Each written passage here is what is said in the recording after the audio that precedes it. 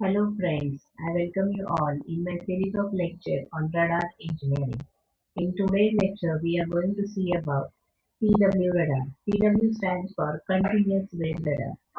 So, continuous wave means what? It is continuously sending the signal or continuously sending the signal to the target. That is called as the CW radar.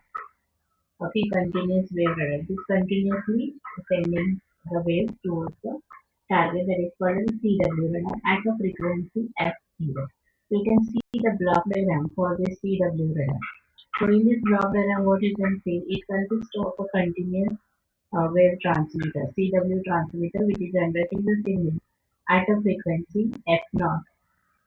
That signal is transmitted by using and transmitting antenna.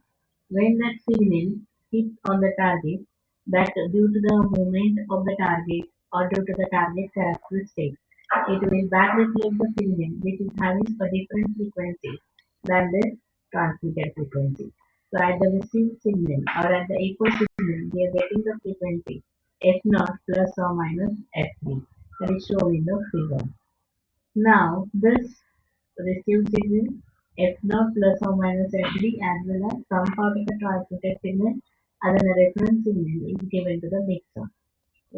Mixer is a heterodyne device.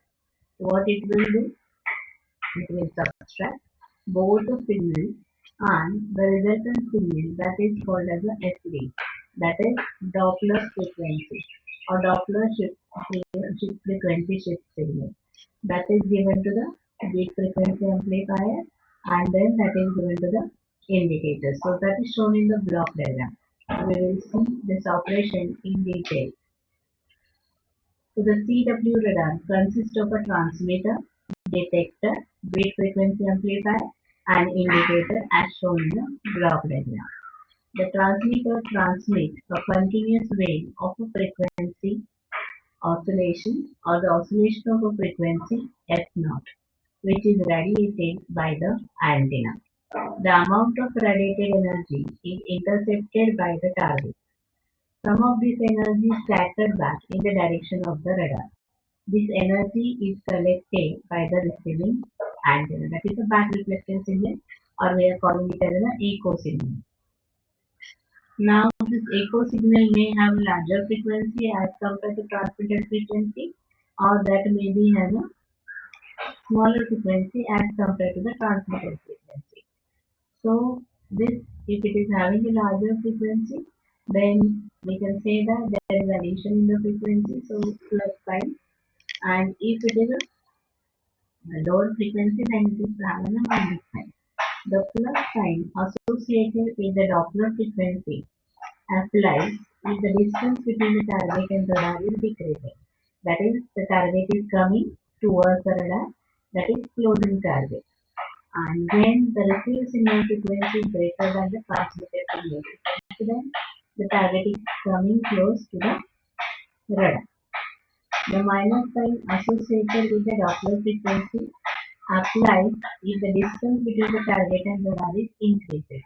That is, when the received signal frequency is less than the transmitted signal frequency, then we can say that the target is going away from the radar. The received echo signal at a frequency f0 plus or minus f3 enters the radar via the antenna and is heterodyne in the detector, which is a part of transmitted signal with the part of transmitted signal, that is f0. So to produce, that is it is heterodyne in the mixer, that is it is subtracted in the mixer to produce the Doppler beat frequency indicated as a f3. The sign is lost in this process. The purpose of a Doppler amplifier is to eliminate the echoes from the stationary targets and to amplify the Doppler echo signal to a level it can be operate the display. So after this, Doppler bit frequency amplifier is used to increase the signal so that it can be displayed on the display. But here we can say that transmitter and receiver are connected to each other. So there is always leakage of a signal from transmitter to receiver. So, however, this leakage is not always undesirable because we are using this leakage signal as a reference signal. So, moderate amount of leakage entering the receiver along with the echo signal supplies the reference necessary for the detection of Doppler frequency shift. The amount of isolation which can be readily achieved between the arms of the practical hybrid junction such as the magic key to separate out this transmitter and receiver. The magic key, retrace junction or short slot coupler is of the order of 20 to 30 dB is used to separate out its transmitter and receiver. In some instances, when the extreme precision is required, an isolation of a perhaps 60 dB or more might be achieved. So, ferrite isolation devices such as circulators do not suffer the 6 dB loss inherent if when the hybrid junction or that is ferrite devices like hybrid junction circulators can be used as a separator in this PW radar. So practical devices have the isolation of the order of 20 to 50 dB. The tungsten junction achieves the isolation as high as 40 to 60 dB. The largest isolations are obtained with two antennas, one for the, if you want the isolation more than this, we have to use two antennas, two separate antennas, one for transmission and other for reception. So the transmitted signal and the received signal are physically separated from one another. So isolation is possible with a high gain antennas. Similarly, the receiver bandwidth also plays a very vital role to receive the signals from the target. If the filters are spaced with their half power point overlapped, the maximum reduction in the signal to noise ratio of a signal lies midway between the adjacent channels compared with the signal to noise ratio at and in the series. So bank of narrowband filters may be used after detector in the video detector of the simple CW radar instead of the IF amplifier. The improvement in the signal to noise ratio with the video filter bands is not as good as can be obtained with the IF filter band, but the ability to measure the magnitude of the Doppler frequency is still preserved. So what are the advantages of this CW Doppler radar? That is, CW Doppler radars are not pulsed and simple to manufacture. So these radars have no minimum or maximum range and a maximum power on the target because they are always broadcasting. So these are having ability to measure the velocity with extreme accuracy with the help of Doppler shift in the frequency echo. The detected reflected wave is shifted in a frequency by an amount which is a function of a relative velocity between the target and the transmitter receiver. The range data are extracted from the change in Doppler frequency.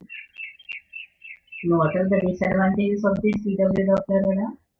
When a single antenna is used for both the transmission and reception, it is difficult to protect the receiver against the transmitter because in constant pulse radar, both are on all the time. The transmitter and receiver both are on, both are on all the time.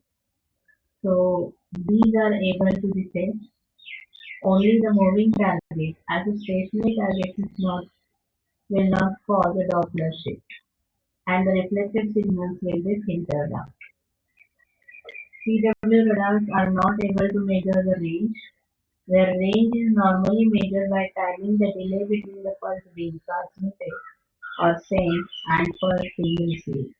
But here as a continuous Wave radars, they are always sending a signal continuously or broadcasting the signal. There is no delay to measure. What are the applications of this CW radar? It's simple. Unmodulated CW radar can be used to find a relative velocity of the moving target without any physical constant with the target. CW radars are also used for the control of the traffic lights, regulation of a toll booths, vehicle counting. In railways, CW radars can be used as a speedometer to replace the conventional axle-driven tachometer. The measurement of the velocity during the humping operations in the marshy land or marshalling yards that CW radars can be used.